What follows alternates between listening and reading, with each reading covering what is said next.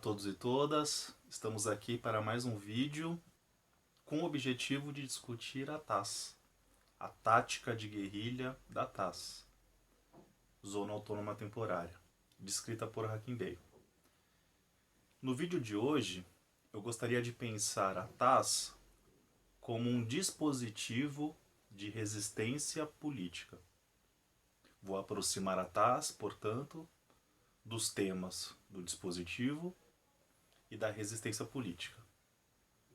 E para fomentar essa discussão, eu vou aproximar o pensamento de Hacking Bay do pensamento de Michel Foucault, filósofo francês do século XX.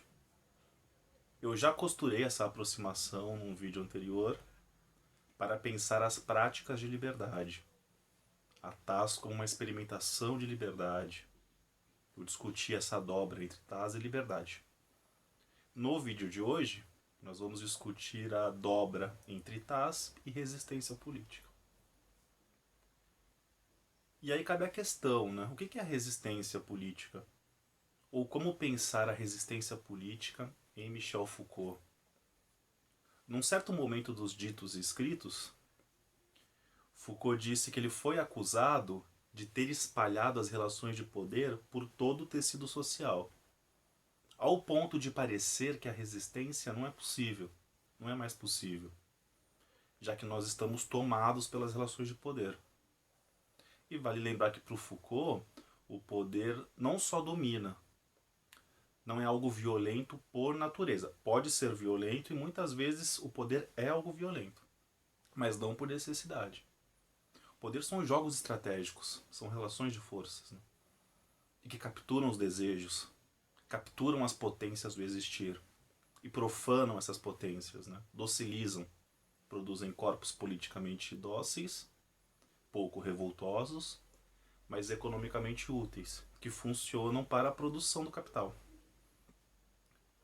E essa noção de poder como relação de forças, isso perpassa os trabalhos de Foucault, principalmente os trabalhos dos anos 70, os cursos dos anos 70, né, em defesa da sociedade. Esse curso é muito importante, porque é aí também que o Foucault anuncia o biopoder, que é um outro tema importantíssimo, né, para o pensamento de Foucault. Mas no curso em defesa da sociedade, o Foucault articula uma hipótese que ele chama de hipótese Nietzsche. Ele se aproxima de Nietzsche para pensar as relações de poder. E aí ele vai pensar o poder como relação de forças. Foucault chega a dizer, num certo momento desse curso, que nem Freud nem Marx foram suficientes para entender o que é o poder. Tanto Freud como Marx se aproximaram bastante de entender o que é o poder. Mas num certo momento eles deram um salto epistemológico. O Freud deu um salto para a repressão da libido. Quando ele se aproximou da questão do poder, ele deu um salto e passou a falar de repressão da libido. Marx também se aproximou bastante de entender o que é o poder, mas ele deu um salto para a exploração econômica, que é outro tema fundamental e atual, né? Mas o Foucault percebeu que restou um impasse, sobrou algo. O que sobrou? O tema do poder. Entender o que é o poder. E aí o Foucault se empenha numa analítica do poder. Sua questão sempre foi pensar o sujeito, a produção do sujeito, da subjetividade, mas ele percebeu que num certo momento era importante pensar o poder. E que sem essa justa compreensão do que é o poder, não se compreende os sujeitos. E principalmente os sujeitos contemporâneos, as subjetividades contemporâneas. O Deleuze, no livro sobre o Foucault, um livro póstumo, ele escreveu após a morte de Foucault, até porque eles tiveram um embate filosófico no fim da vida do Foucault, né? E durante os últimos anos de vida, Foucault e Deleuze não conversaram, né? Mas o Deleuze escreveu um livro belíssimo e ele ressalta essa dimensão do poder como uma relação de forças, poder como uma tensão de forças. Essa é uma grande lição Foucaultiana. E essa noção é importantíssima para a gente compreender o que são as resistências. A resistência é uma das forças que estão em relação. Mas quando nos deparamos com essa definição, poder é uma relação de forças, surge uma outra pergunta. Que forças são essas que estão em relação? já que o poder é uma relação de forças. Quando nós analisamos o que é um dispositivo em Foucault, o Foucault anunciou o conceito de dispositivo no primeiro volume da História da Sexualidade, ou discutir o dispositivo de sexualidade. Mas depois, numa entrevista que ele concedeu sobre esse livro, que se chama Sobre a História da Sexualidade, né? Está presente na Microfísica do Poder, esse livro fundamental organizado pelo Roberto Machado, que nos deixou recentemente, né? Nessa entrevista, o Foucault diz que um dispositivo é um conjunto heterogêneo de forças, e aí ele começa a descrever o que são essas forças. Então, um conjunto heterogêneo de forças que variam desde práticas discursivas e ações humanas. Práticas discursivas é uma noção fundamental para o primeiro Foucault, o Foucault da arqueologia do saber, né? O Foucault que analisa os circuitos discursivos. Os discursos também são forças. Então, o dispositivo é um conjunto heterogêneo de forças que variam desde práticas discursivas e ações humanas até práticas não discursivas e ações não humanas.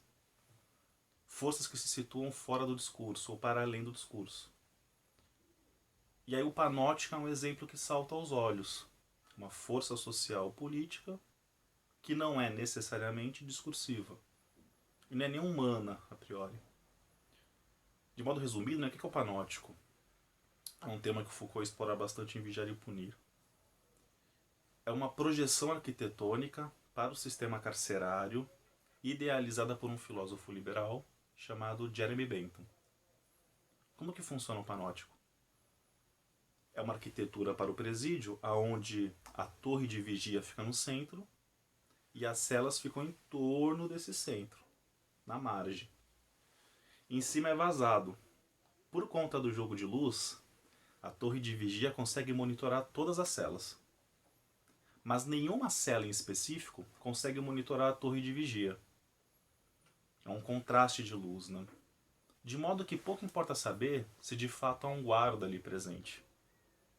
Há um vigia ali presente.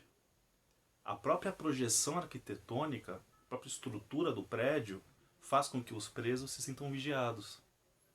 Há uma subjetivação do controle.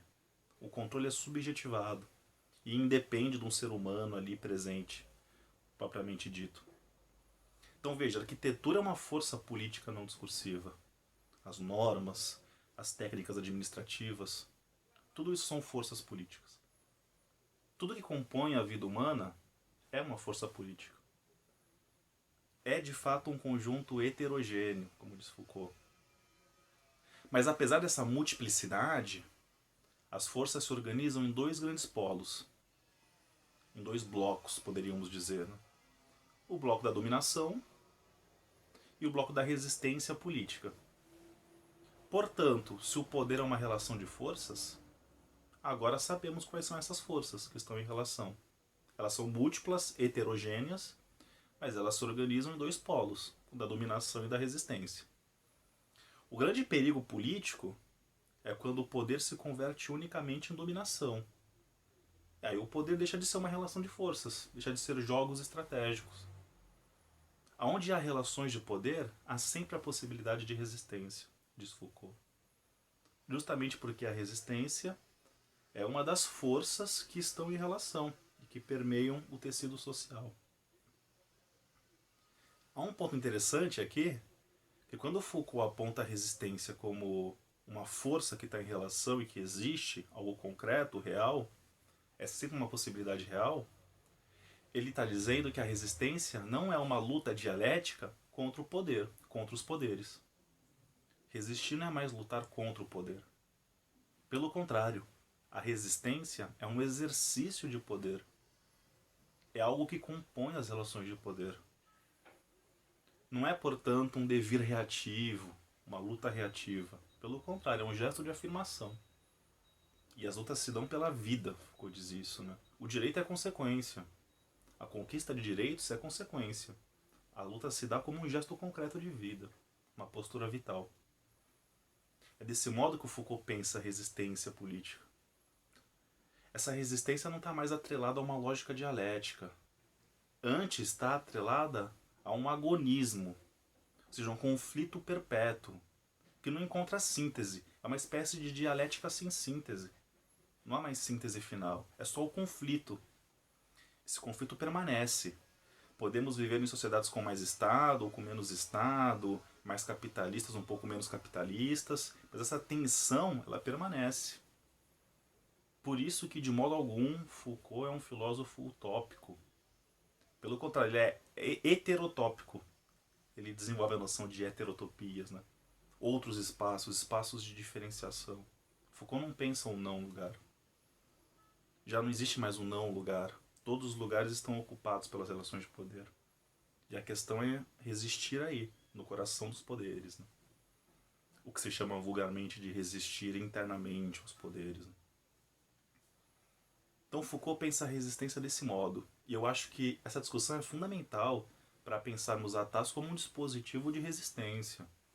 A TAS é uma tática que pode ser criada em sociedades neoliberais, capitalistas, em sociedades com mais Estado, social-democracia, menos neoliberais, né? Ou mesmo sociedades fascistas, neofascistas. E nós vivemos uma onda perigosa de neofascismo, né? De microfascismo também, mas de fascismo. Fascismo bruto, né? Em alguns países, políticas neofascistas estão no poder. E chegaram lá por meio do voto. E a TAS é uma tática de guerrilha, de resistência ao neofascismo também. Mas essa é uma discussão muito teórica. Eu entendo isso, né? Uma resistência pura, assim, conceitual. Num texto de 82, 2 anos antes do Foucault morreu em 84. Em 82, Foucault escreveu um texto chamado O Sujeito e o Poder. É um texto fundamental.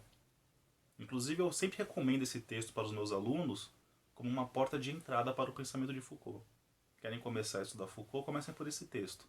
Porque ele faz um balanço do seu percurso.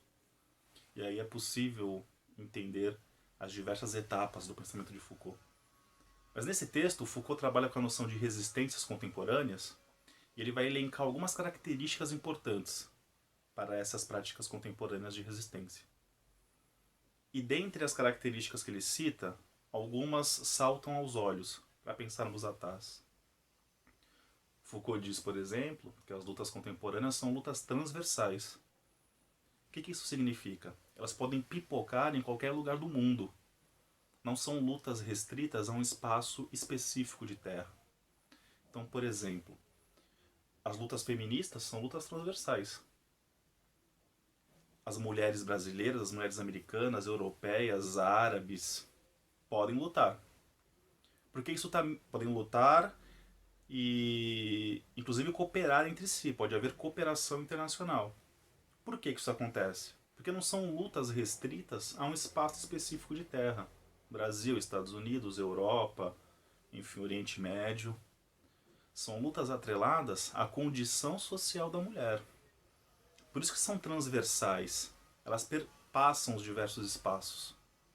Não estão atreladas a nenhum pedaço de terra em específico. A TAS também tem essa dinâmica. Ela pode acontecer em qualquer lugar. Quando os poderes vierem sufocar a TAS, ela escapa e cria em outro lugar. Ela é totalmente transversal. O Foucault fala de horizontalidade. Eu até sei que esse é um tema polêmico, mas o Foucault aponta isso como uma característica das lutas contemporâneas. E Hackenberg valoriza isso também. Isso aparece não tanto no texto da TAS, mas em textos paralelos do Hackenberg, sobre anarquia, por exemplo, quando ele fala de organização política, esse esforço para se preservar uma horizontalidade.